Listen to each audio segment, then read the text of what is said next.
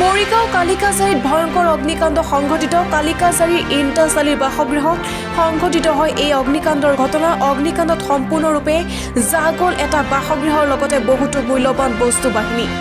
জানিব পৰা মতে বিদ্যুতৰ শ্বৰ্ট চাৰ্কিটৰ ফলত সংঘটিত হৈছিল এই অগ্নিকাণ্ডৰ ঘটনা।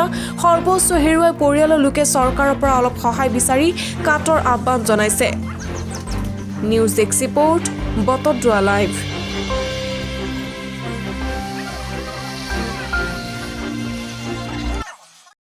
ভিডিবি সেক্ৰেটাৰী মই যেতিয়া অলপ গম পাইছোঁ যে ঘৰৰ পৰা শুনা পাইছোঁ যে ঘৰত জুই লাগিছে, দৌৰাদৌৰিকৈ আহিছোঁ। আহি লগে লগে ফায়াৰ ব্ৰিগেডত ফোন কৰিছোঁ, অচি ছাৰলৈ ফোন কৰিছোঁ। ফোন কৰাৰ পিছতে দেৰি হৈ আছে। সেই সময়ত চাৰিওফালে ফোন কৰাৰ পিছত ৰাইজ চবফালে মানুহ দৌৰি আহিল। আহি দেখা পাইছোঁ যে ঘৰৰ ওপৰত জুই লাগি গ'ল। লাইনৰ ৱাৰৰ পৰা যেতিয়া লাগি গ'ল তেতিয়া কোনো মানুহ ইয়াত থাকিব নোৱাৰা হ'লোঁ। চাৰিওফালে গুচি গ'ল মানুহ। তথাপিও চাৰিওফালৰ পৰা মানুহ অহাৰ পিছত চাৰিওফালৰ বাল্টি পানী চানী এইটো ব্যৱস্থা কৰাৰ পিছত যোনটো অলপ থমকালে, কিন্তু ঘৰৰ পৰা একো বস্তু ওলাব নোৱাৰিলে। ঘৰত যিখিনি সা সম্পত্তি আছিল গোটেইখিনি শেষ হ'ল। ল'ৰাটো কাম কৰি পুৰা বিদেশত কাম কৰি আছিল। তাৰ পৰা অলপ টকা পইচা কাম কাজ কৰি আনি অলপ মাটি বন্ধকি লৈছিল। সেই মাটি বন্ধকি টকাটো এই আজি ৩-৪ দিন হ'ল আমিয়ে জানো। টকাখিনি ঘূৰাই লৈছে, মাটিখিনি খুলি লৈছে মানুহজনে। সেই টকাখিনি ঘৰতে আছিল, ভাবিছিল যে কিবা এটা ঘৰ বনাব। সেই ল'ৰাটো সেইখিনিও গুচি গ'ল। আকৌ মুন্তাজালিৰ লগতে আছিল। দুটা ভাই ককাই একে ঘৰতে আছিল, দুটা পৰিয়াল মাজতে ভাগ কৰা আছিল। মুন্তাজালিৰ ঘৰটো পৰিল, কিন্তু আমি ৰাইজে জনা মতে তাৰ ঘৰৰ পৰা আমি একো বস্তু ওলাব নোৱাৰিলোঁ। গতিকে আমি চৰকাৰক এইটোৱে অনুৰোধ জনাইছোঁ যে দুখীয়া পৰিয়ালটোক যাতে চৰকাৰৰ ফালৰ পৰা ছাৰে কিবা এটা সাহায্য কৰে, এইবিলাক আমি ৰাইজে চৰকাৰৰ ওচৰত এটা আবেদন জনাই আছোঁ। যোৱাকালি দিনৰ 12টা বজাত কাৰেণ্টৰ পৰা জুই জ্বলিছে। ঘৰত জুই লাগি আছে। পিছত মোৰ দাদা আৰু সৰু এটা পোৱালি লৈ ঘৰত শুই আছিল।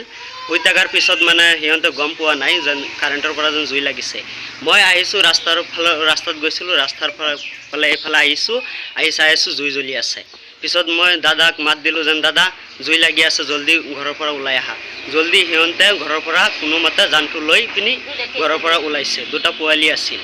তেওঁ ঘৰত যেন জুই লাগিছে। ঘৰত বহুত বস্তু বাহিনী আছিল।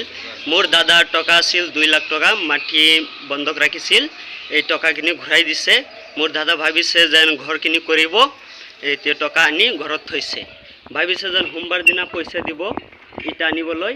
তেওঁ মানে টকাও পৰি গ'ল আৰু সা সম্পত্তি যা আছিল মানে প্ৰপাৰ্টি মিনিমাম 3 লাখ টকাৰ প্ৰপাৰ্টি হ'ব আছিল। আৰু ময়ো এটা ঘৰে মানে ময়ো আছিলোঁ সেইটো ৰুমত, মানে 2 ভাই ককাই বেলেগ বেলেগ। ময়ো আছিলোঁ। মোৰ 50,000 টকা গৈছে আৰু 50,000 টকা মোৰ ঘৈণীয়েকৰ 50,000 টকাৰ মানে গহনা আছিল। গোটাইখিনি পুৰি গ'ল। মানে যিমান বস্তু বাহিনী আছিল ঘৰত গোটাইখিনি পুৰি চাৰকাৰ হৈ গ'ল। পানীক মাতিছোঁ, ফোন মাৰোছে মানুহে 1 ঘণ্টা হৈ গ'ল অহা নাই। পিছত ইমান দেৰি কৰে মানে সিহঁতে আহোঁতে মানে গোটাইখিনি শেষ হৈ গ'ল। ৰাইজে গোটাই গাঁৱৰ মানুহ আহিছে।